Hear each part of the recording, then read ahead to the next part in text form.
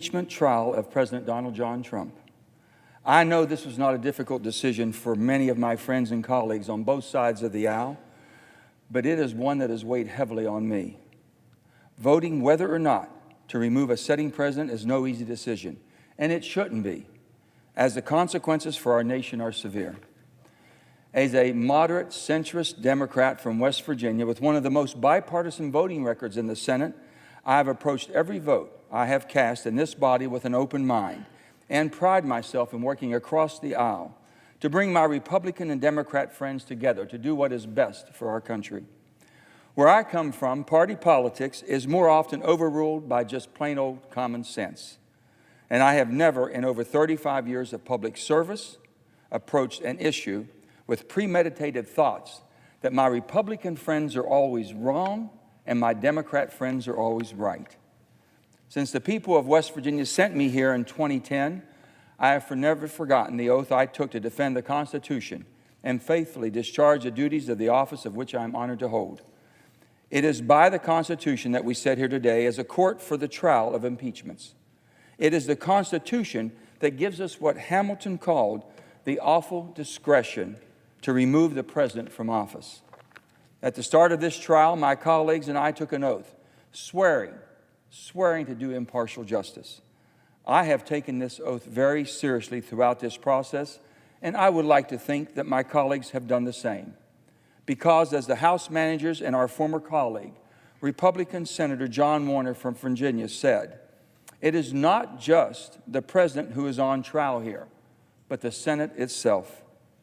The framers of the Constitution chose the Senate for this grave task because, according to Hamilton, they expected senators to be able to preserve, unawed, and uninfluenced the necessary impartiality to discharge this awesome responsibility fairly, without flinching.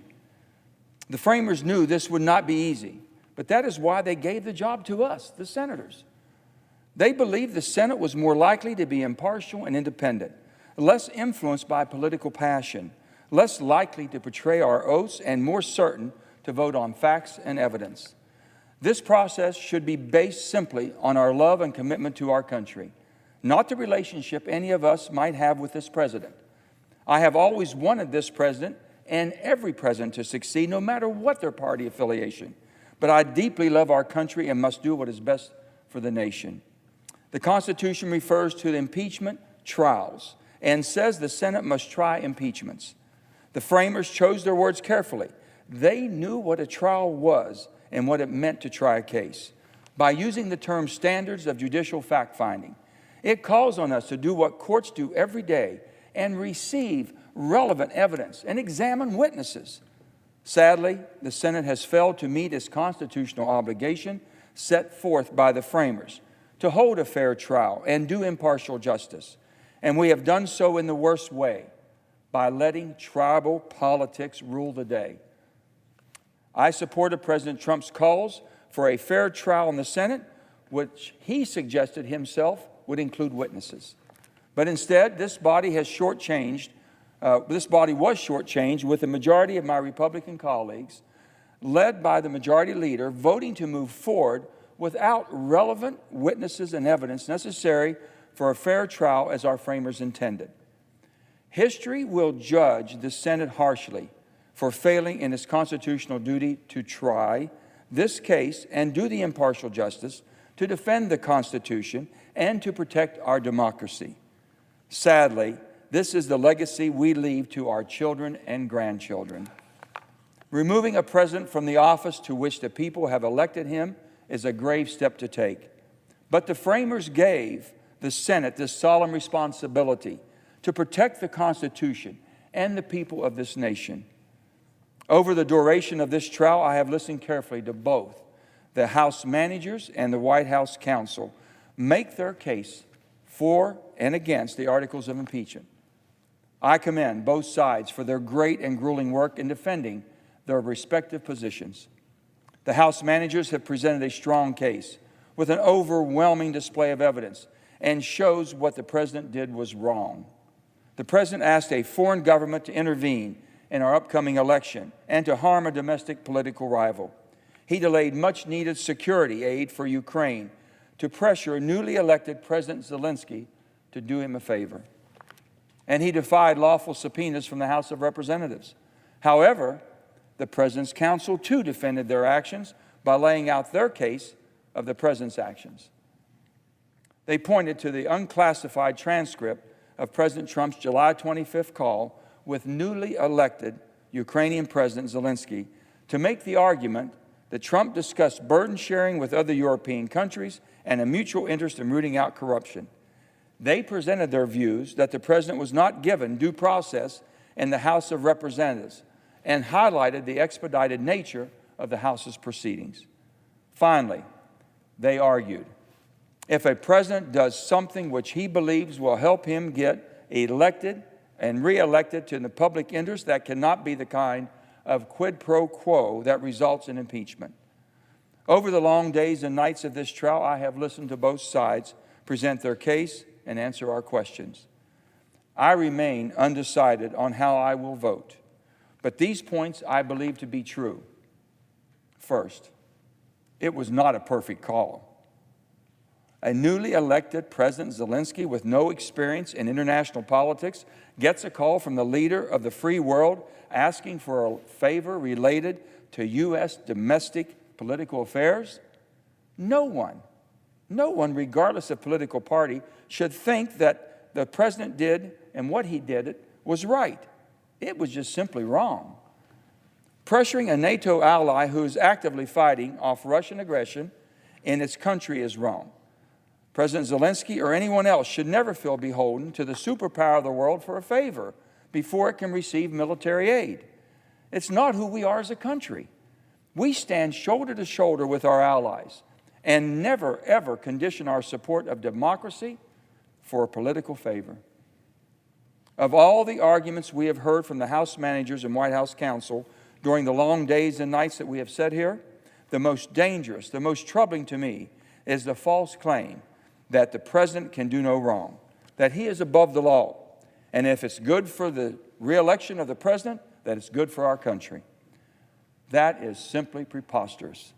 That is not who we are as Americans. That is not how I was raised in the small coal mining town of Farmington, West Virginia. Where I was raised, no one believed they were better than anyone else and could act with total disregard for the well-being of their neighbor if it was for their best interest.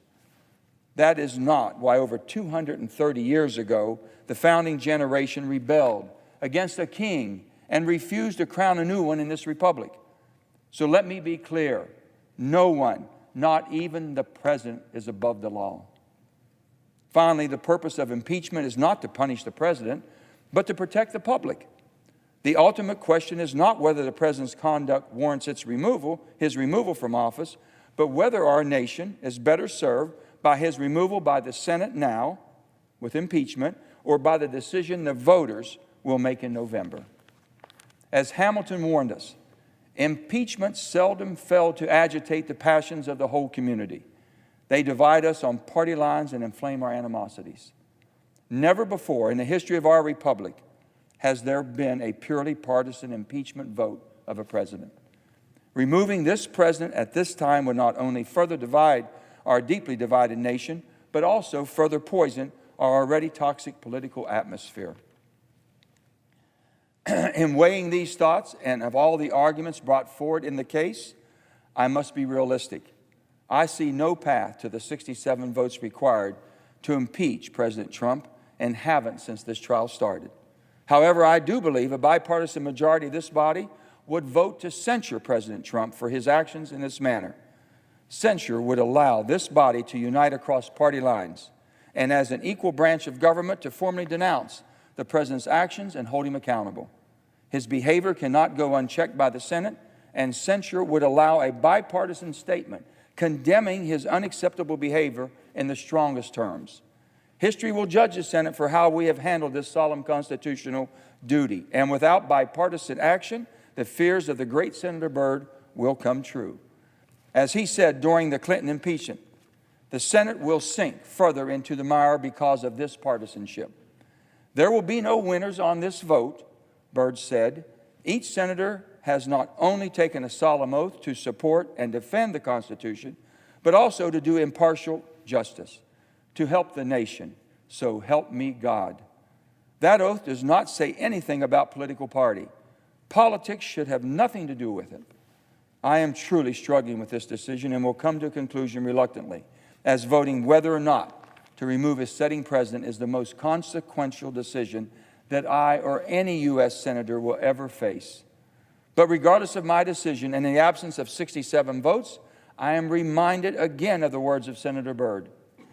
The House and Senate, Republicans and Democrats, and the President must come together to heal the open wounds, bind up the damaged trust, and by our example, again, unite our people. For the common good, we must now put aside the bitterness that has infected our nation. We must begin by putting behind us the distrust and bitterness caused by this sorry episode and search for common ground instead of shoring up the divisions that have eroded decency and goodwill and dimmed our collective vision. It is not the legacy of the individual senators that we should be concerned about, but it is the legacy of this great institution, the United States Senate, that we leave for generations to come. I want to thank you, and I want to ask the good Lord to continue to bless this great country of ours during this trying time.